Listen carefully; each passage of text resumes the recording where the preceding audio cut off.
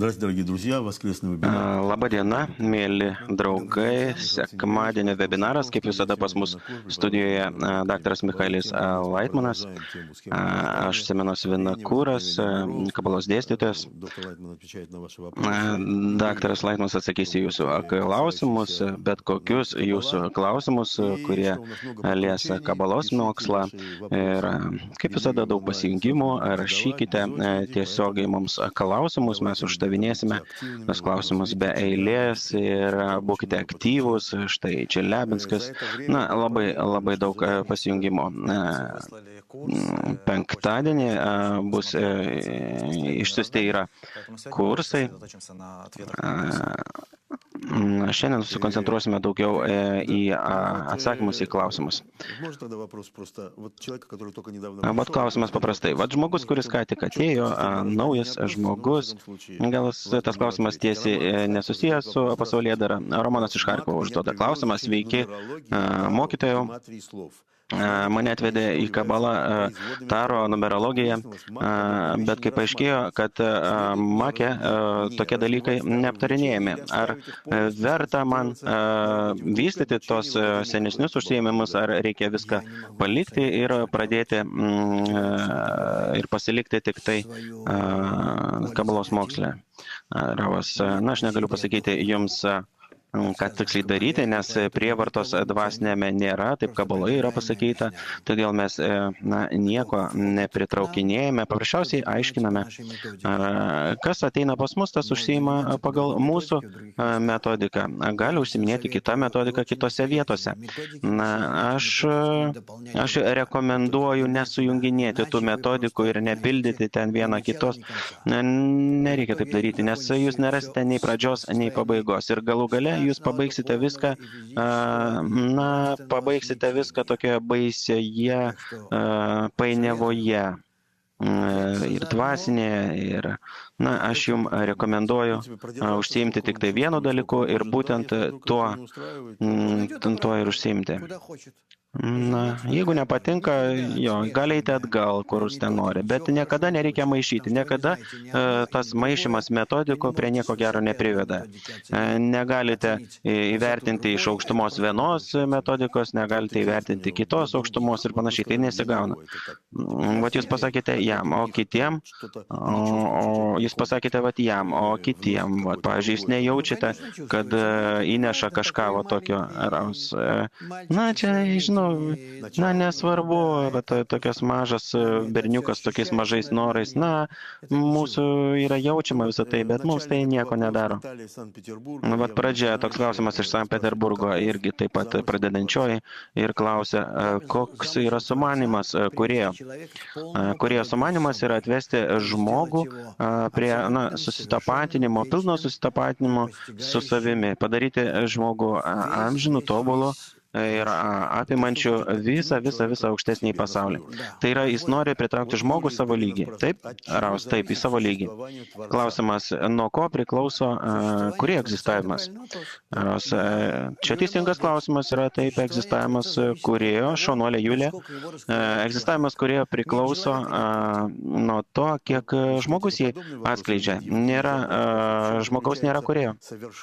Evgenijus klausia, o kame yra tobulybė kūrėjo?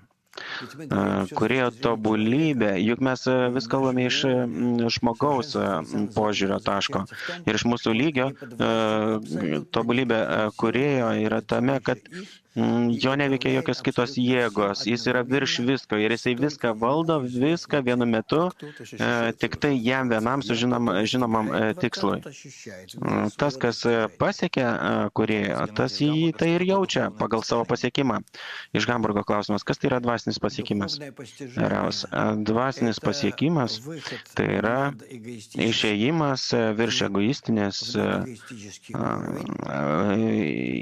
išėjimas iš egoistinės lygio ir tenai toliau yra atskleidžiamos jėgos, ryšiai visiškai kitokioje būsenoje, kitokioje priklausomybėje tarpusavio, atidavimo savybėje. Mes nesuprantame, kas tai yra. Atidavimas, susiliejimas, emanacijos ten ir taip toliau. Simonas rašo, klausimas, Elokim lygu Teva. Kas tai yra? Elokim ir Teva tai yra vienas ir tas pats. Čia turime omenyje,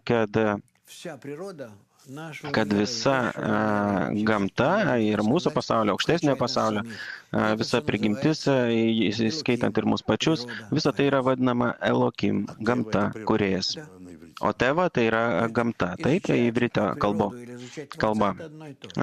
Tirti gamtą ir tirti kūrėją tai vienas ir tas pats. Dar kartelį, kas tai yra gamta?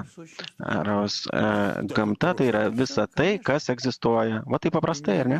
Taip, žinoma, paprastai. Ir nereikia čia galvoti jokių būdų apie kūrėją, apie kažką tokio apriboto. Čia yra jėga, kurioje yra absoliučiai viskas. Čia ir mano mintis irgi. Žinoma, jungiant viską, visus mus. Kabala užsiima gamtos tų dėsnių tyrimų. Žiūrime į gamtą, štai. Ne, žinoma, čia ne ta gamta, kas čia žiūri į gamtą, ten žiūri ten botaniką kokią nors ir ten vadinasi kabala. O kaip ten kabalistai mokosi viską? Kabalistai tyria abipusius ryšius tarp visų gamtos dalių.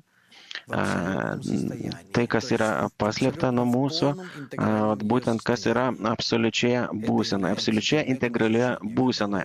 Ir tai yra kabalos mokslo mokymosi pagrindas. Ir svarbiausia, kad mes į tai jungiame pačius save, bet mūsų galimybės pasiekimo. Ir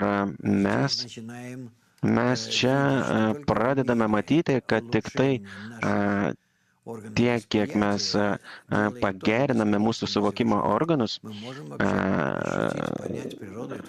ir mes tada galime pajausti save, gamtą ir kūrėją. Yra fiziniai dėsniai, elektrodinamikos dėsniai, ten traukos dėsniai. O kas čia yra dvasinis dėsnis? Kaip jie atskleisti? Kas tai yra? Dvasinis dėsnis atskleidžia tame, tiek žmoguje, tiek, kiek jisai gali būti atidavimo savybėje. Atidavimo ir meilės savybėje, virš savo egoistinės prigimties. Ir tik tai tada jis atskleidžia tos dėsnius. Tada jis gali atskleisti, pas jį atsiranda tokie pojūčio organai, o iki tol jis gali girdėti tik tai, kas jaučiasi. Jis gali skaityti ir girdėti, bet jis nesupranta, ką jis skaito ir girdi. Nereikia tikėti nieko, reikia atskleisti. Mūša, ar jūs galite papasakoti, ką nors parodyti? O kaip aš tau galiu parodyti, kad tu neturi tų savybių?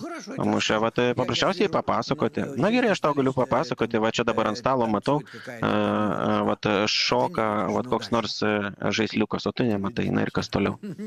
Tu matai, Miša? Nematau. O aš tarkim matau, ir ką? Reikia atskleisti savo jutiminius organus. Reikia pakelti juos iki tokio lygio, kad tu galėsi padaryti juos priešingus dabartiniams. Ir būtent jeigu bus tai atidavimo savybė, tai tada tu galėsi tirti aukštesnėje prigimtį, aukštesnėje gamtą. Tai dalinama į kelias dalis. Žemesnioji dalis tai yra ta, kuri dirba gavimo savybė, egoistinė savybė, tai mūsų pasaulio prigimtis ir visi tie dėsniai, negyvas ugmenis, gyvūninis ir žmogiškasis lygiai, čia viskas, kas yra mūsų pasaulyje, visą tai, ką mes galime pasiekti, ir taip pat yra aukštesnysis pasaulis, tai tas pasaulis atvirkščias yra, tas pasaulis dirba atidavimui, o ne gavimui, paprasčiausiai visiškai inversiškai veikia. Viskas ten yra atidavimui, viskas nuo savęs. Paprasčiausiai toks veidrodinis principas. Ten jeigu yra, čia pas mus jeigu yra traukos jėga, o ten yra atidavimas. Taip, viskas kyla į viršų. Borė. Ir visi ten dėsniai irgi turi, ten termodinamikos principas. Viskas atvirkščia. Viskas absoliučiai atvirkščia. aš neatsimenu, aš baigiau ten techninį, aš neatsimenu nei vieno dėsnio tenai. Techninis įsilavinimas, muša. Nu, taip, kodėl kabala negali paaiškinti, kabala turi 200 fizinius visokius dėsnius. Visi tie dėsniai yra aprašomi gražiai. Aprašomi todėl, kad žmogus atskleidė tos dėsnius, būdamas tose pačiose savybėse. Jis pamatė, rado tai ir atskleidė. O jeigu žmoguje nėra tų dvasinių savybių ir jam tai sako tik tai kabalistai, kurie gavo tas savybės, tai ką, tu nieko negali padaryti. Palauk, minutėlę. Jeigu aš namuose turiu šunį, katiną, ten karvę, arba ten dar kas nors ten bėgioja kieme, nežinau, ten avis ar kas nors ten. Ar galiu aš jiem paaiškinti, ką nors ten, pavyzdžiui, fizikos dėsnius? Galiu? Negaliu. Tai, o ką tu nori tada? Tai, jie turi pakilti tada iki žmogiškojo lygio, išsivystyti, tarkim, jeigu jie galėtų. Juose atsirastų tam tikri pojūčiai ir jie galėtų atskleisti tos dėsnius. Mes prieš daug tūkstančių metų mes nežinojame to, ką žinome šiandien. Mūsų egoizmas vystėsi ir mes galime atskleisti daug daugiau.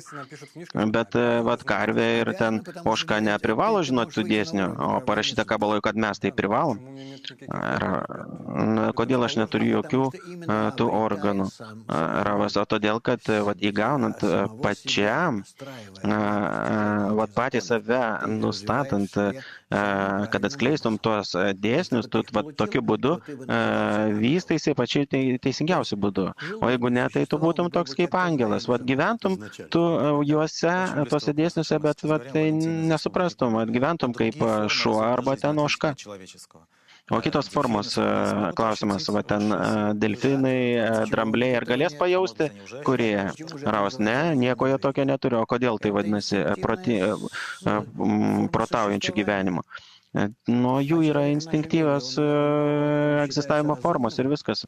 O žmogus mūsų pasaulyje laikomas yra protingu, jisai protaujančių gyvenime randasi. Jisai veikia irgi pagal instinktus, jis nieko nesiskiria nuo gyvūnų. O kodėl žmogui skaudu tai girdėti? Todėl, kad jį pažemina iki gyvūno lygio, jis įsivaizdavo, kad jis ten pačiu aukščiausių kūrinių lygiai randasi. O mes matome tai, ką jisai daro šitame mūsų pasaulyje, tai yra blogiau už visus gyvūnus. Niekas taip nekenkia visai gamtai ir pačiam savo ir visiems supančiam aplinkui, niekas taip nekenkia kaip žmogus. Dėsniai tokie, kad tas dėsnis, kad asmeninis ir bendra lygus. Tai jeigu aš pasiekiu ką nors bendro, taip pat aš galiu įsigilinti į kiekvieną iš tų dalių bendro. O kas tai yra asmeniško, kas yra bendra? O kas yra asmeniškas? Egzistuoja vienas vienintelis dėsnis – sąveika šviesos ir noro atitikime vienas su kitu.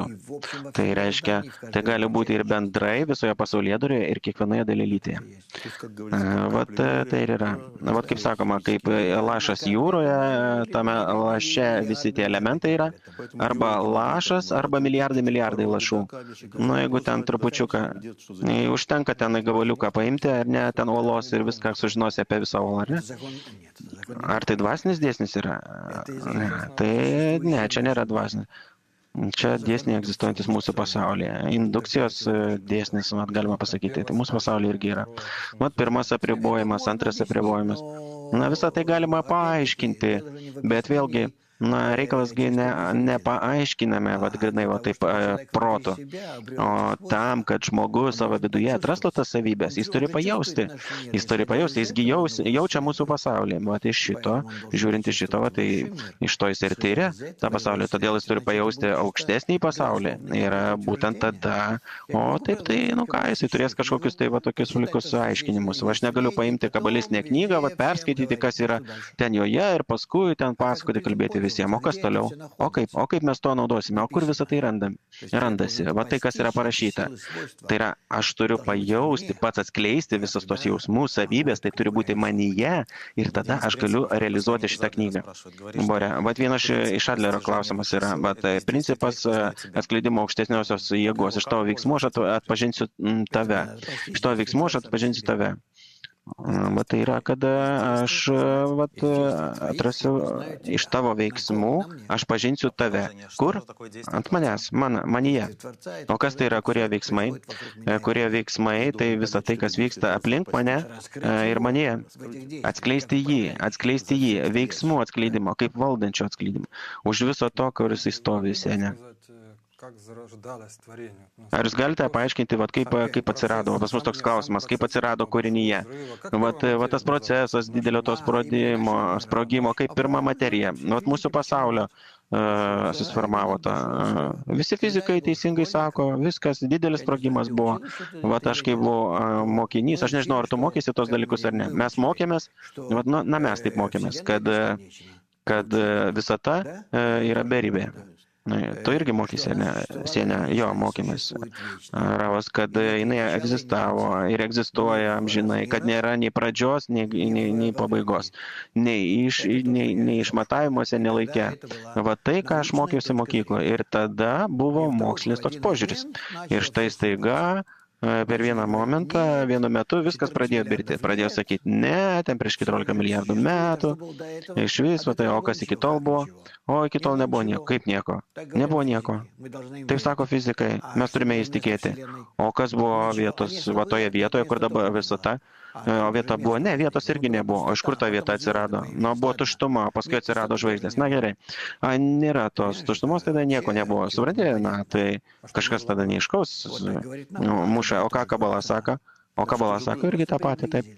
Jie paprasčiausiai priartėjo prie Kabalos, šiek tiek daugiau, todėl, kad egoizmas visą laiką vystosi, jis priartėjo prie Kabalos. Tai kas atsitiko prieš atsirandant tam norui? Kas buvo? Iki noro atsiradimo, iki noro gauti. Iki noro gauto atsiradimo buvo noras atiduoti, buvo kūrėjas. O tai ką jisai neturi vietos? Tas noras neturi vietos? Ne, noras neturi vietos. Pats noras vadinasi vieta. Jeigu aš ko nors geidžiu, tai aš dabar turiu tokį norą, papietauti. Dabar tu sugadinsi man tą norą, aš jaučiu. Ir aš tada norėsiu valgyti. Tai aš turėsiu vietos ar neturėsiu vietos? Miša paėmė iš jūsų tą norą. Vieta bus. O kur bus vieta? Jeigu aš nenoriu, jeigu aš negaliu nieko įsidėti į burną, kur bus vieta? Noras yra vieta, o ne paprasčiausiai tas kiekis, arba ta tuštuma skrandyje. Noras. Simonas, o kur randasi tas noras? Niekur. O kur tu gali pasakyti? Tu gali, ne, pasitušęs skrandis jis nori valgyti. Aš sakau, aš nenoriu nieko. Aš nieko negaliu suvalgyti. Simonas, o manyje yra noras, taip sakoma. Taip, o kur tas noras? Nėra niekur to noro. Niekur nėra. Materialiame pasaulyje nieko, negali... Materija. Čia materija, čia įdomiau. Atomai, kada susijungia, ten į molekulės atsirado materija. Kaip Kabala aiškina, kaip atsirado pirma materija. Ravas, pirma materija atsirado iš to taško, iš tos plonos šviesytės, iš to plono spindulio šviesytės, kuris pagimdė priešingą norą savo. Šviesos spindulys, tai ne tai spindulys mūsų pasaulio, netoks. Čia yra noras atiduoti. Ir jisai sukūrė norą gauti. Jūs kalbate apie norą. Noras tai jėga, ar ne? Tai per tam tikrą laiką ta jėga materializavosi. Atsirado kaip pirmoji materija. Raus, na gerai, tarkim taip. Simonas, bet į tą klausimą jūs neatsakote. Iš kur atsirado tas noras pas kūrėją? Raus, apie kūrėją aš nieko nesakau. Mes mokomės Kabalos mokslo, būtent iki to momento, kur mes galime suvokti. Mes suvokiam, atskleidžiam kūrėją ir jo santykį, jo požiūrį į mus. Ir mes tik tai mokomės iki to momento, iki to ketinimo, kad sukurti kūrinyje ir pakelti iki savo lygio. O kas buvo iki to, tai mes negalim kalbėti, nes jis tada dar nesivadino kūrėju. O va tas didelis sprogimas, va čia akimirksniu va tas noras sukurti kūrinyje. Taip, ne mūsų pasaulyje, nematerialiame, kaip mums sako fizikai. Sako, kad Kabaloje ten yra 5 pasauliai, ar ten jau po tos kūrinijos susiformavo tie kiti pasauliai. Tie pasauliai, jie nesusiformuoja. Jie egzistuoja tik tai žmoguje, kai jisai atskleidžia dvasinį pasaulį, tada iš karto jisai suvokia tai, atskleidžia tai, visą tai būtent 5 pasaulių paveikslė tokia. Jeigu jis to neatskleidžia, tai tų 5 pasaulių ir nėra. Vat kaip ir pas jį, va tas atskleidimas žmogaus, va ten pas jį, ten vadinasi baltas miestas, vadinasi dar, čia yra pasiekimas žmogaus, ne Atsiluto pasaulyje. Taip, čia pasaulio atskleidimas ir todėl yra sakoma Atsilut, tai yra pas jį. Ir žmogus, va, atskleidžia kūrėją. Ir čia žmogaus pojūtis toksai. Bet jeigu žmogus neatskleidžia to, tai Atsilut pasaulio neegzistuoja. O kas davė pavadinimus tiem pasauliam? Raus kabalistai, žinoma, potencialiai jie egzistuoja. Raus, taip, potencialiai. Borė, iš Odesos klausė, kodėl kūrėjas vadinasi, kad jis pirmas? Raus, pirmas, todėl, kad pačioje pradžioje viso ko vykstančio yra jo noras ir jis valdo kiekvieną veiksmą. Semenas, patiem pradedantiesiam. Tatjana, Nižniai Novgorod. Kabalos kursas, žiema. Na, patarkite, kokią pirmą knygą man reikia perskaityti? Ačiū, Ravas. Na, tai jūs, draugai, geriau pasakykite. Aš nežinau, aš su pradedančiaisiais reikalų neturiu. Kabala pradedantiesiam, mat yra 2 tomai. 2 tokie vadovėliai yra.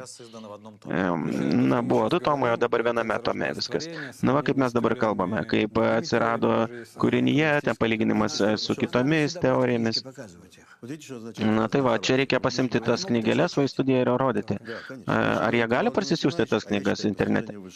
O aš skaitau, kad reikia aukštesnių pasaulio pasiekimas knyga yra tokia.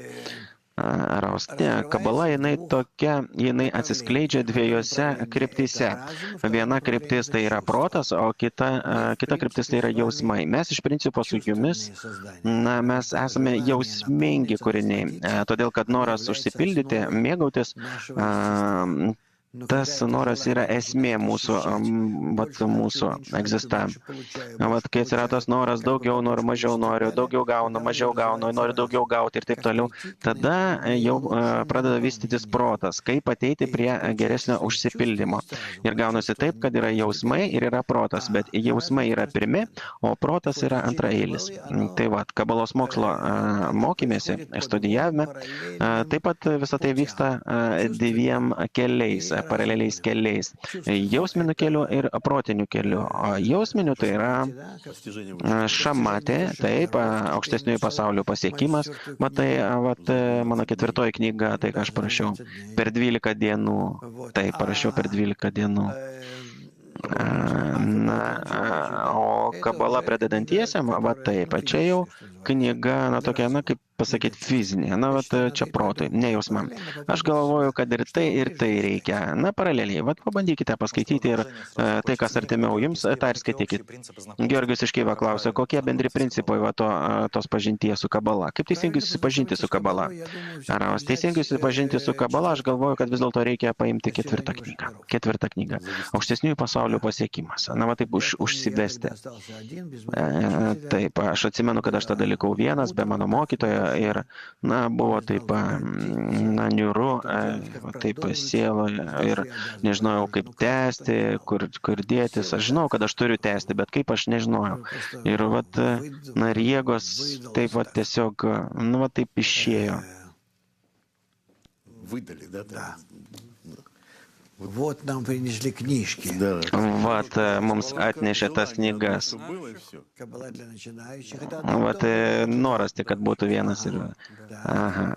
Kabala pradedantiesiam ir tai, ką jūs dabar sakote, va tai, ką jūs sakėte, aukštesniųjų pasaulių pasiekimas. Na, įvairiuose yra įvairūs viršeliai. Semenas, man patinka tas viršelis. Mušė. Na, iš esmės dvi knygos. Arba tiesiog paraleliai galima praeiti kursus, makė. Raus, taip, kursų niekas nepakeis. Todėl, kad, nu, va tai, kas skaitysite, jūs mėtėsi vieną į kitą pusę ir tai bus nesisteminis toksai mokymas. Kursai, tai būtinai. Jūs privalote gauti iš mokytojo tokį rimtą kursą. Be šito neįmanoma. Lena iš Vinogorsko klausia. Pasakykite, kas manyje pabudina siekį pažinti tą paslėptą nuo manęs žinojimą? Siela siekia, veržiasi link savo šaknies. Noriu žinoti, iš kur yra ta mano siela, į kur ji veržiasi. Kūnas, tai ką, gimė iš mamos, vystėsi ir numirs ir supus. O yra jame, kaip ir viduje to kūno, tokia instancija, siela taip vadinama, jinai yra amžina. Ir aš norėčiau žinoti, kas su jie vyksta. Iš principo, dėl ko mes egzistuojame šitame pasaulyje, tam, kad pakelti mūsų sielą į kitą lygį. Dėl šito aš egzistuoju šitame pasaulyje čia, dabar, šiandien. Ir kad su pagalba būtent to mano kūno, kad pakelti tą, nors į tokį nereikšmingą, nors į kitą vieną laiptelį aukštesnį savo sielą. Ir daugelis iš tikrųjų gauna tokią galimybę. Pas kiekvieną šitame pasaulyje yra tokia galimybė, bet jie nejaučia tai. Jie praeina pro šalį viso šito. Bet verta atkreipti į tai dėmesį. Įgauti tokią galimybę pakelti savo sielą į kitą lygį, o gal netgi iki tokios būsenos, kad jis atskleis joje kūrėją. Tai jau žinoma, ypatingas nuopelnas. Ir tada iš tikrųjų gyvenimas bus pragyventas ne veltui. Tai pasistengime tai padaryti. Gyvenimą mes taip ar pragyvensime, numirsime, bet kad pasiliktų mūsų siela kitame aukštesnėme lygyje, tai mums verta pabandyti padaryti. Mūša. Mes turime tos dėsnius. Kiek aš skaičiau Balę Sulamą, yra du dėsniai. Tai yra dvi jėgos, kurios operuoja ar kūrėjas, ar gamta, gavimo ir atidavimo jėga. Ir labai apie tą jėgą daug yra parašyta. Atidavimo jėga. Kas tai yra per jėga? Kaip ją atskleidžiama? Kame tai pasireiškia? Ravas, jinai pasireiškia būtent tame, kad aš jaučiu norą ne savyje, jaučiu kažką tai kitą ir užpildau jį vietoj to, kad jausčiau savo norą ir užpildyčiau save. Mūša, taip, vaikštai gatve, matai ten 8 milijardai žmonių, tu jauti jų norus ir nori jiems atiduoti. Tarsi tai būtų visi draugai. O ką tu atiduoti? Santykį, pavyzdžiui, kokį santykį? Gerą požiūrį tokį. Ne. Tu turi susijungti su kūrėju, tu turi būti laidininku aukštesniosios šviesos, kad užpildyti jų norus. O kuom jas užpildo kūrėjas? O kaip tai pasireiškia? Tai pasireiškia tame, kad tu turi jų norus prisijungti prie savęs, tu turi panorėti to paties, ko nori jie, paprašyti iš kūrėjo užpildymo, būtent jų norams savyje, kada jau jie randasi tavyje ir užpildyti juos savyje, o paskui jie jau atsiskirs nuo tavęs. Tai čia to, ko užsiima kabalistas, visą dieną jisai sėdi, jaučia norus, kitų norus, paprašo kūrėjo ir perveda paskui viską kitiem. Ravas taip, ir jisai tada atskleidžia visą sistemą, ir ta sistema amžina, tobula, ir jis ją dar tobulina būtent savo prisijungimu prie tos sistemos. Simenas Vatas tarp žemės ir dangaus. Tu esi toksai, taip į viršų, į apačią turi taip sklandyti. Ravas, tai flip-flopas toksai. Mūšio, o ko jie geidžia. Būtent taigi tūkstančiai norų yra žmonių. Raus, tai nesvarbu, noras užsipildys, kurie šviesa. Tai, kad ko jie ten geidžia mūsų pasaulyje, ten milijardai pačių įvairiausių dalykų, na, ten apsivilkimų būsenų, visą tai neturi reikšmės. Jie geidžia kūrėjo šviesos. Bet tai čia viskas mintyse, čia fiziškai kažkaip reikia prieiti, kažką daryti. Raus, nieko nereikia daryti fiziškai. Tu turi paprasčiausiai va, taip dirbti su jais. Na, tarp kitko, jie visiškai nejaus, kad tu juos užpildai. O gal tai iliuzija kažkokia, gal taip žmogus pats save užpildo. Raus, na, tu pakeliu save užpildai, nes tu gauni ir paskui perdodi jiems, bet reikalas tame, kada tu užpildai juos, tu pasirašy savarankiškam darbui. Vat tokiam pačiam darbui, vat, kurį tu dabar su jais darai. Ar čia būna taip, kada tu užtarnavai, ar kaip? Užsitarnavai? Raus, čia yra likimas. Taip. Na, čia yra jo būsena, jo paties būsena bendroje sistemoje sielos. Yra aukštesnės sielos, žemesnės sielos, nustatančios, papildančios ir taip toliau. Yra paprastos, bet tai neturi reikšmės, nes galų gale nebus jokio skirtumo. Visi pasieks visiškai tą patį ir visiškai vienodai, bet būtent tame pačiame darbe, būtent toje istorijoje, kol jie visko neužtaisė ir neužpildė vienas kito, tai žinoma, kad yra aukštesniai, žemesniai ir daug įvairiausių tų konfiguracijų ir skirtumų. Vladimiras iš Los Andželeso nori įsitikinti.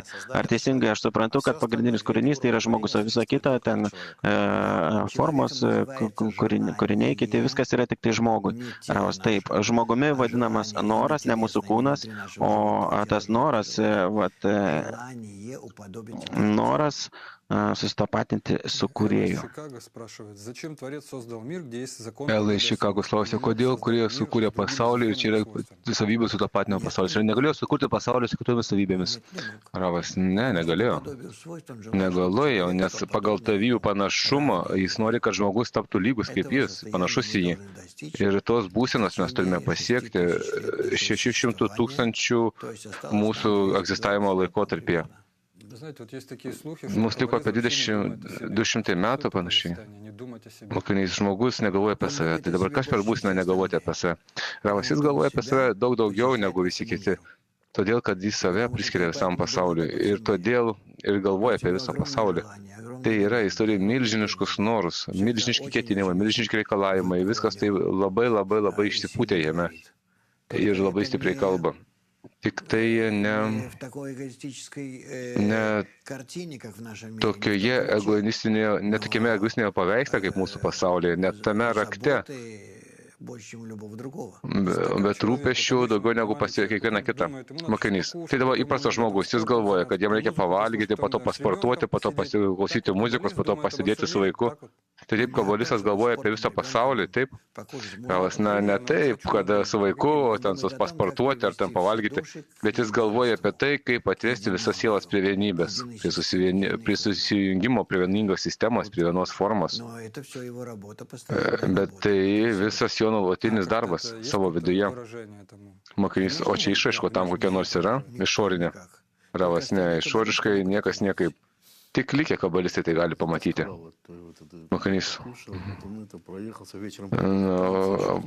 Taip pavalgiai, pamėgojai, šokius kažkaip padėjo, kažkaip dėl to apgailestavimas pasidėjo. Dabar Elisa klausia, kaip tu teisingai suprasti, kad kūrėjas valdo kiekvieną veiksmą? Čia kažkokia dvasinė šizofrenija. Aš jaučiu, kad darau kiekvieną veiksmą, iš tikrųjų daro tai jis. Kaip su to gyventi? Ravas, gyvenkite normaliai, Larisa. Ramiai, jums nereikia ant to niekam nurašyti. Tai, ką darote, darykite.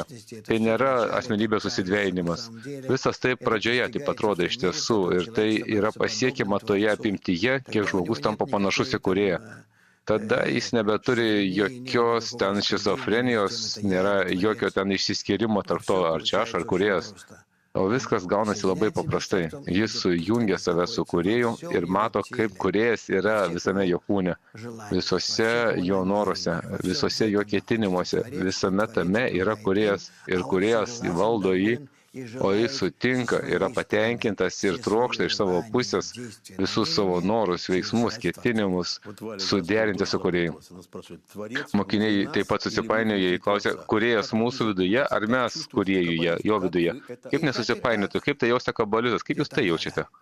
Ravas, ir taip, kur ten ta valia? Tai valia, mojuoja rankutę. Reiškia, tai neturi reikšmės. Todėl nei vienas, nei kitas, nei žmogus kūrėjo, nei kūrėjas žmoguje. Tai abipusė būsena. Na, tarkime, mes jame esame. Jeigu norite, taip yra geriau. Mokinys, tai yra, mes esame įstatymo dėsnė viduje. Dėsnio viduje meilės ir ravas. Nesvarbu, kokį kūrėjų sukeisite formą, kvadratinę, kubo, rutulio. Nesvarbu ką, o mes esame jo viduje, taip. Ko jūs te klausė? Kodėl mūsų pasaulyje žmonės gerbė protą, turtingumą, jėgą? Ar kūrėjas negalėjo sukurti to pasaulio tokio, kad žmonės čia gerbtų kažką dvasingo? Ravas, ne, dvasingumo ne.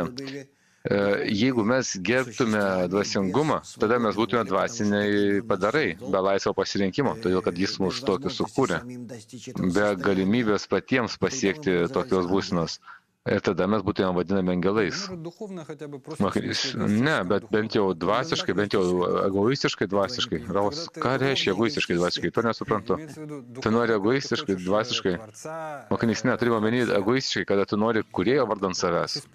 Na, toks dvasingumas, tai panaudoti jį. Ravas, dvasingumas tai nėra, kad aš noriu kūrėjo dėl savęs. Tai ne dvasingumas. Mokinys, ne, tai suprantama, tai ne dvasinė, bet tai kažkaip arčiau. Ravas, nieko tai ne arčiau, tai dar toliau. Mokinys, bet pasižiūrėkite, ko mūsų siema žmonėje, kaip kūrėjas mus artina prie... Ravas, žmonėje užsiema savo gyvūninio egzistavimu. Vis dar yra gyvūninėme egzistavimo lygmenyje. Na ir kas? Palaipsniui ateis ir toliau. Mokinys, bet būtent tai ir turi būti toks kelias į dvasingumą. Ravas, taip, žinoma. Mokinys, tik per tai? Ravas, tik per tai, todėl kad tokiu būdu žmogus savo laisvų pasirinkimų išsisavina dvasinės būsenas, o kitų būdų niekaip negalima. Tu, kai iki to ateisi, tada tu įsitikinsi, kad tik tas kelias yra vienintelis teisingas. Mokinys, tai dvasingumas, tai ten, kad ten sėdėti, galėčiau medituoti, ten kažką tokio. Ravas, ne, tai nesėdėti ir nemedituoti. Tai ne meditacija mintise. Tai yra noruose nuolat dirbti su savimi, kad suvokti kitų norus kaip savo. Ir dirbti juose. Mokinys, o kas čia per fokusas, jausti kitų norus kaip savo? Ravas, na, tarkim, nori kažko, taip? Tai aš dabar turiu paimti tavo norą ir jį užpildyti. Mokinys, na gerai, bet aš negaliu suprasti, kodėl. Ravas, todėl, kad tokiu atveju mes vėl atgal susijungiame į vieningą integralią sistemą. Mokinys, ir paprastas, normalus gyvūninis noras reikia užpildyti. Ravas, bet kurį norą, žinoma, koks mano skirtumas, koks jo noras. Jeigu jis to nori, o aš tą norą pildysiu, tai aš iš savo pusės esu panašus į kūrėją. Mokinys, tai jūs turite žinoti to artimo norą. Ravas, aš noriu jį pajausti. O jis man neprivalo apie tai kalbėti. Tai yra, aš savo ketinimo apimtyje padaryti gerą, aš pradedu jausti kitų norus. Aš pakylu virš savęs, tai yra, nustoju jausti savo norus ir pradedu jausti kito norus. Ir aš iš tiesų jaučiu jo norus, o ne savo. Man neatrodo, kad jis taip nori ar nenori. Aš jame jaučiu jo norus. Po to aš jėmu visas savo savybės, ketinimus, galimybės, gaunu užsipildymą iš kūrėjo į jo norą. Todėl todėl, kad aš turiu jėgų, aš jau esu dvasinėje būsenoje. Užpildžiau aš jo norų savyje, o po to aš atskiriau jį nuo savęs ir atidaviau jam. Mokinys, o jam, tai kam? Tai tam, Ravas, tam žmogui, iš kurio gavau tos norus. Mokinys, tai čia kažkoks specifinis atskiras žmogus. Ravas, žinoma, atskiras žmogus. Mokinys, reiškia, borė, aš turiu pajausti jo norus, aš nežinau, ką jis nori. Ravas, taip, žinoma. Ne, tai ne tie norai. Pavalgyti, pamiegoti, pašokti, pasivaikščioti su vaiku. Ne, draugai, apie ką jūs kalbat? Mokinys, tai čia svarbu išsiaiškinti tos dalykus. Ravas, ne, ką čia gyvūną pildyti? Mokinys, tai gerai, tada kokius norus, kokie dar norai pas borė yra? Mokinys, Ravas dvasiniai. Jis nejaučia jų, bet aš juos atskleidžiu. Ir aš juos užpildau. Tokiu būdu paruošiu jį dvasiniai misijai. Mokinys, tai to pačiu jūs turite tas pasaulis. Ravas, tai kaipgi mes staiga atsirandame mūsų kartoje ir mūsų kartoje mes pradedame staiga jausti kažkokius norus, atskleisti pasaulį, atskleisti kūrėją, pasiekti. Iš kur tai pas mus? Mokinys, o kas mums tas plokštumas paruošė? Tas Ravas kabalistai. Ir nesvarbu, kad jų ten tik tais šimtai visam pasaulyje te buvo. Bet jie visą tai padarė. Mokinys, gerai, o yra tos pratimas, tarkim, kabalistai jaučia dvasinį norą atimavimą, o ne kabalistai tai nejaučia, tie, kurie jau pradėjo užsiimti. Ravas nejaučia ir jie nieko neturi daryti. Kada pradės jausti, tada darys, o kol kas ne. Kaip mama ir tėtis, jie žinojo, kaip tave auklėti, duodavo tau knygas, vedė tave į kiną, dar kažką darė, kažko mokė ir taip toliau. O taip, o tu ar žinojai tą visą? Ne, nieko tu nežinojai. Jeigu būtum gimęs kitoje būsenoje, kitoje visuomenėje, kitų laikų, būtų buvę viskas kitaip. Mokinys, aišku, tai reiškia, jūs kalbate apie kabalisto būseną, jūs nekalbate apie, viskas aišku. Nepradedantiesiam. Mokinys nuskambėjo apie laisvą pasirinkimą. Jurijus klausė, koks laisvas pasirinkimas gali būti pas nesąmoningus vergus, kuriuos valdo kūrėjas. Ar nuo to karto, kai aš atvėriau pirmą kabalos knygą, nuo tada aš atsirado pas manęs laisvas pasirinkimas. Ravas, ne, laisvo pasirinkimo nėra.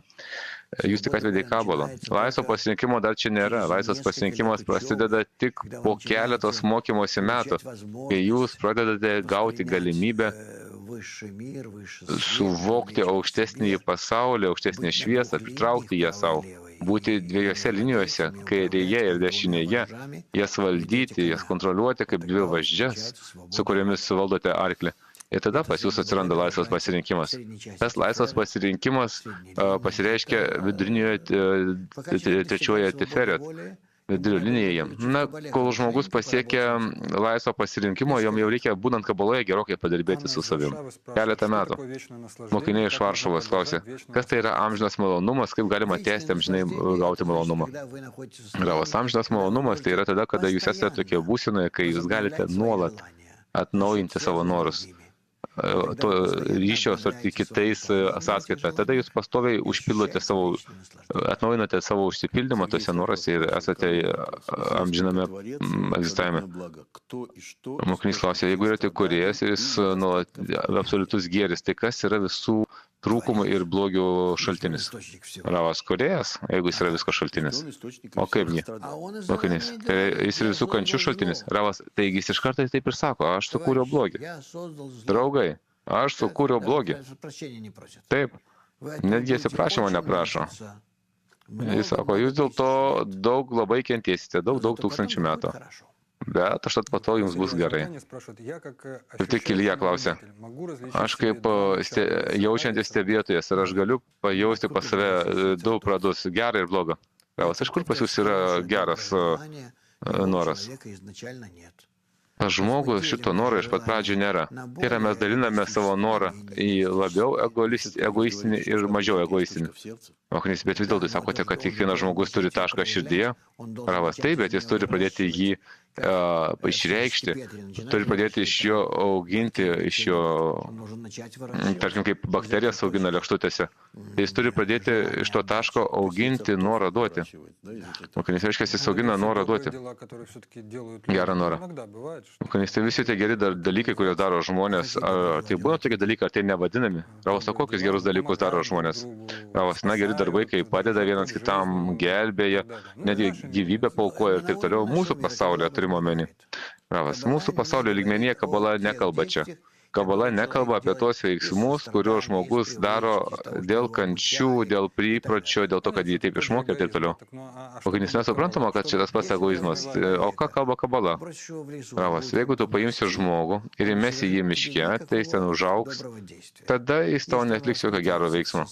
Jeigu jis yra auklėjimas tam tikroje aplinkoje, tada jį išmoko. Va, šitie darbai yra geri, o šitie yra blogi.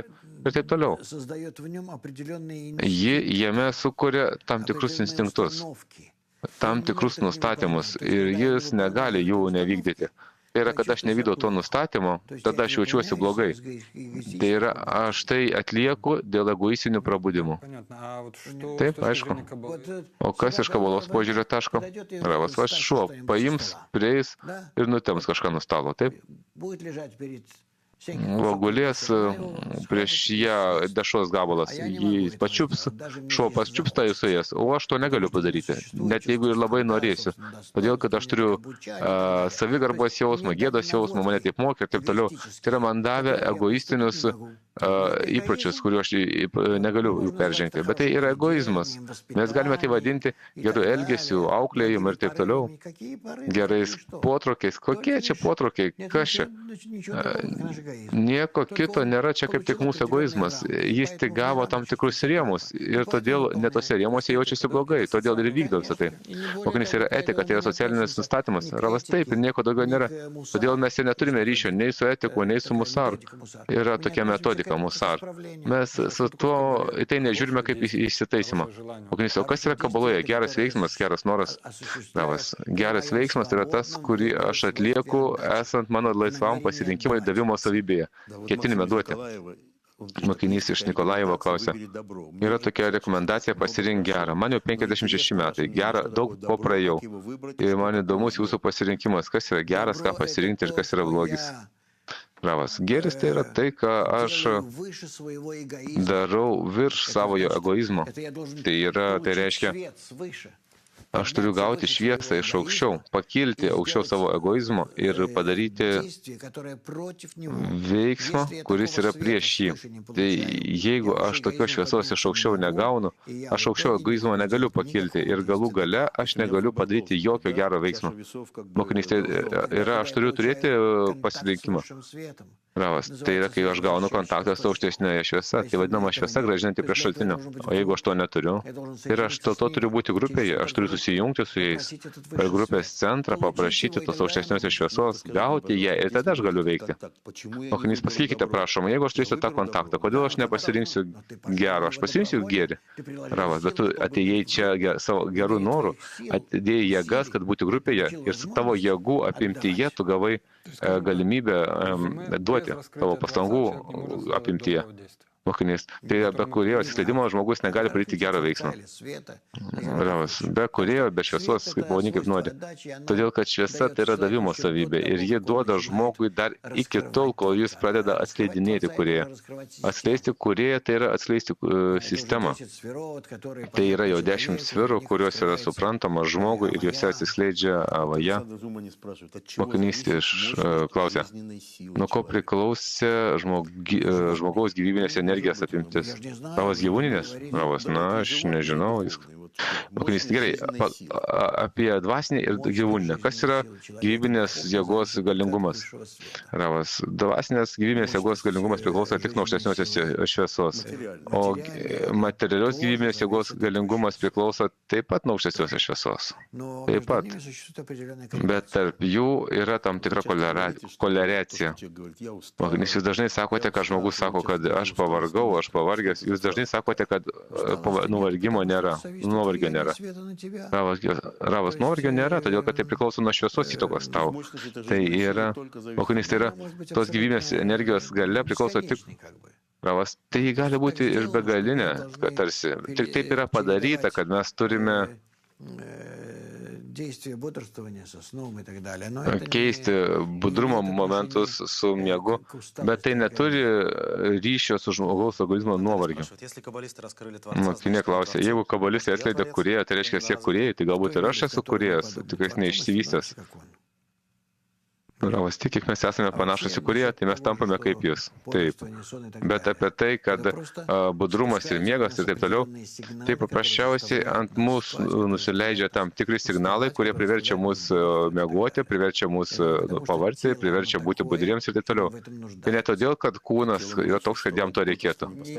O kūnas gali būti nuolat budrus. Ravas, taip, be abejo. Paprasčiausiai tai vyksta todėl, kad tokiu būdu sukurti dėsniai virš mūsų, tai ateina iš aukštesnių sferų. Mokinys klausė, žmogus turi 9 aukštesnėsias sferų savybės.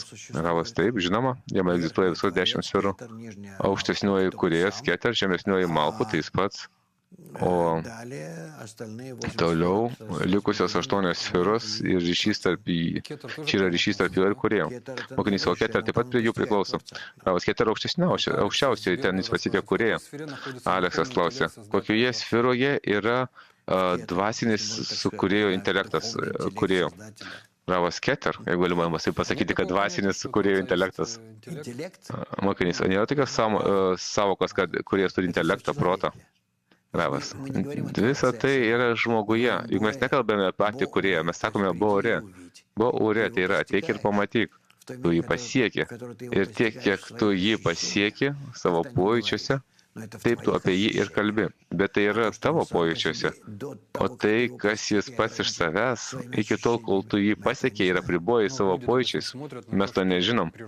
Mokinys, bet žmonės, tarkim, žiūri tai, kad gamta arba kūrėjas aukštesnis protas sukūrė.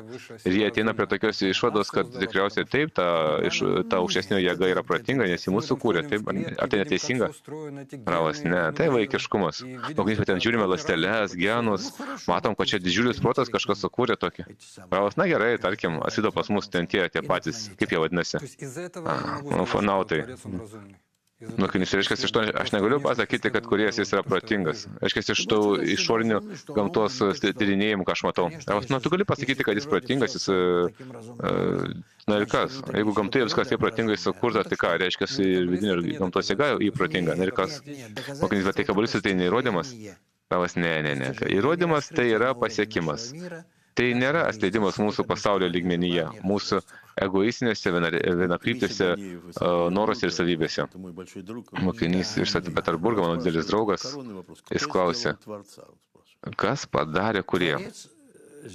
Ravas, kūrėjas yra padarytas, žmogus padarė kūrėją. Taip, todėl, kad kūrėjas yra vadinamas ore. Toje apimtyje, kiek aš ištaisau savosius kilim, tai, ką aš juos pasiekiu, tai vadinama kūrėjų. Tai vis dėlto kūrėjo pasiekimas priklauso nuo mano veiksmų. Reiškia, aš darau kūrėjų. Mokinys, mus nužudys už tokius pasakymus, pagrindiniai tokie užpuolimai. Ravas, na, gal gerai, lai puola. Jūs suprantate, tai teisinga. Mokinys, paaiškinkite dar kartą. Mokinys, tai mano pojūčiuose tik ten. Ravas, aš darau tam tikrą klyjį, arba mažą, arba didelį, įvairiausiose lygmenyse. Ir į jį įeina aukštesnioji šviesa. Taip? Tai va, aukštesnioji šviesa, kuri įeina į tą klyjį ir jį užpildo. Ir kartu su klyj, taip, tai yra vadinama kūrėjas. Tai reiškia, jud, jei, Vavgi, užpildyti šviesa Naranchai. Ir visa tai yra vadinama kūrėjas.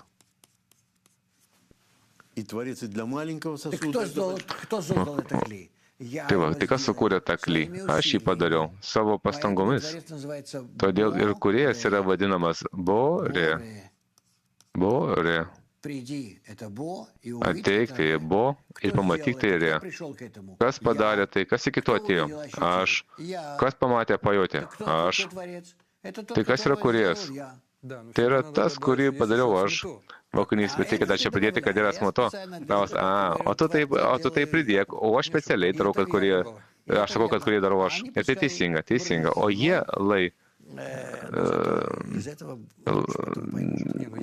ten pyksta, o po to geriau iš to supras geriau. Aukštesnioji jėga, kuri egzistuoja virš mūsų, kuri mus kūrė ir duoda mums galimybę pasiekti ją, tai yra asmuto. Tai yra jis pats iš savęs. Mokinys, o tai ir yra aukštesnysis protas, Ravas. Mes net negalime kalbėti apie protą ten. Ten paprasčiausiai tiesiog jis. Mokiniai iš Rusijos klausia, kaip sužinoti, kokiai sielų kategorijai priklauso žmogus. Ravas, tai kada jis pasiekia, jis ir sužino. Aleksandrui labai svarbu. Ravas, na, žmogus, netgi jeigu jį traukia į priekį, jeigu jis be to negali, jeigu jis supranta, kad kito pasaulyje pas jį nieko nėra, tik kūrėjo pasiekimas ir savo vietą pasaulio struktūroje, tai žinoma viskas gerai su jo siela. Mokinys klausia apie tai, kad pasiekti dvasingumo, ar reikia atsakyti materialių tikslų? Ravas, o kokie materialūs tikslai? Gyvenk ramiai ir viskas. Mes ir taip matome, kur pasaulis ritasi. Žmogus privalo aprūpinti save normaliu pragyvenimu, kas vadinama normaliu egzistavimu, o viskas, kas liko, tai būtina, žinoma, skirti dvasingumui. O dar kam daugiau verta švaistyti savo gyvenimą? Nors, žinoma, tampys po visokiausius tokius užsižaidimus. Ženė iš Ukrainos klausia, kas dvasinėme pasaulyje privertė susikurti materiją prieš 4 milijardus metų ir kodėl materijos nustebėtai, kurie atskleidžia dvasinį pasaulį, atsirado neseniai.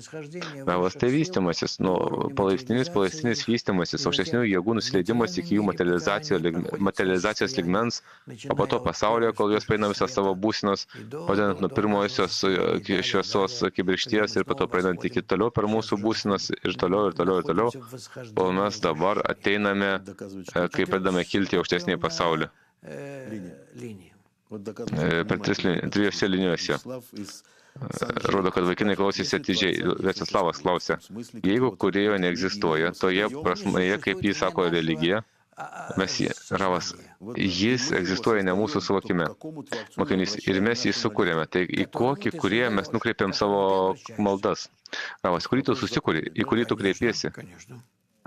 Ir čia yra teisėtas klausimas, žinau. Mokinys, apie maldas, tai reiškia, jeigu tu meldiesi ne to, ko reikia, tai tu savo pakenki. Ravas, taip.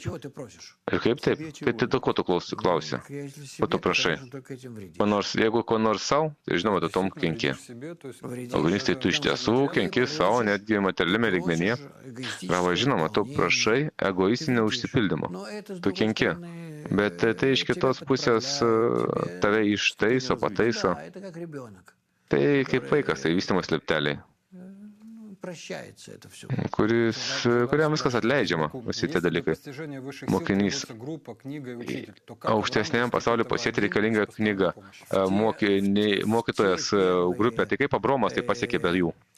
Ravas, tuos pirmuosius metus arba pirmuosius šimtmečius nuo Adomo ir iki Moše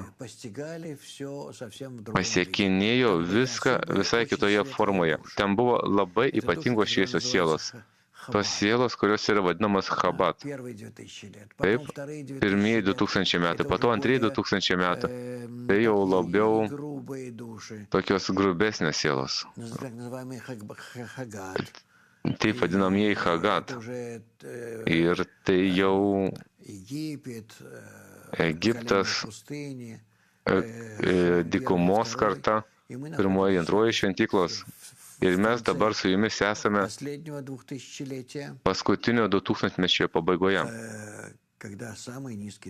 kai yra nusileidusios pačios žemiausios sielos į mūsų pasaulį. Lešiam geografiją. Džasonas iš Teksaso klausė, didysis sprogimas kažkaip yra susijęs su pirmojo žmogaus įėjimu į dvasingumą? Ravas, ne. Didysis sprogimas tai tiesiog materijos atsiradimas mūsų pasaulio lygmenyje. Mes jau greitai baigiam. Mokinys, taip, pas mūsų šiandien viskas tokiame blis režime. Ravas, gal pasakysime porą žodžių apie kongresą? kuris bus 24-26 kovo dienomis, tiesiog po 2 savaičių, vyks kongresas Kijeve. Visi rytų Europos atstovai, kaiminių šalių atstovai, pirmiausia, žinoma, ukrainiečiai kviečiami į visose mūsų resursuose, jūs galite matyti reklamą. Mes dabar netgi matome Lvovo grupę, pirmą kartą matau jos ekranuose. Tai yra tarptautinis kongresas, ten atvažiuoja daugiau negu 30 šalių. Jau dabar iš Izraelio delegacija apie 100 žmonių atvažiuoja. Tai kviečiame ten visus ir aš labai džiaugsiuosi galėdamas susitikti su mūsų mokiniais, draugais iš tų rajonų, kurie artimi Ukrainai, aplink ją ir už jos. Ir galite atvažiuoti ir prašom, užsakinėkite savo vietas ir bilietus. Aš labai džiaugsiuosi tuom. Jūs net neįsivaizduojate, kiek jūs galėsite gauti dvasinio postumio dvasinėme vystymėsi, nes jeigu jūs dalyvausite tame kongrese, mes ten išdirbsime pagrindinius susijungimo elementus, be kurių jūs nesugebėsite pradėti jausti aukštesniojo pasaulio. Tai kad neignoruokite tos galimybės. Mokinys iš tikrųjų yra daug žmonių, kurie mokosi po vieną, kurie tiesiog nėra susijęs su grupė. Ravas ypatingai tokiems, būtinai padarykite viskas, kas tik įmanoma, kad būti kongrese ir pajausti tai, ką mums duoda susijungimas. Praktiškai. Ir tada jūs pamatysite, kad bendrai tai pakankamai paprasta, tai artima mums. Tik reikia save įvesti į tą būseną. Sergejus kaip tik apie tai klausė, ar perėti į aukštesnį pasaulį galima spontaniškai? Galima spontaniškai. Jūs galite atsidurti kongrese ir su galva taip panerti ten ir atsidurti aukštesnėjame pasaulyje. Taip. Tai žinai, kaip speleologai, kurie nardo olose. Jis neria ir jis nežino, kur išplauks. Ir ten kažkur išplaukia, tai va, visiškai kitam pasaulyje. Mokinys iš Stokholmo. Su kuom dažniausiai susijęs su užsilaikymas žmogaus dvasinėme vystymėsi? Ravas, užsilaikymas tik tais dėl žmogaus tingumo. Dėl ignoravimo, neatidumo, tom būsinom, kurias turime praeiti. Mokinys, aiškiai, toks turi būti sprendimas. Priėmė ir viskas, pirmin. Ravas, taip, pirmin. Susitiksime su jumis kongresuose ir kitą savaitę taip pat. Bet iki susitikimo kongrese. Iki pasimatymo, būkite sveiki.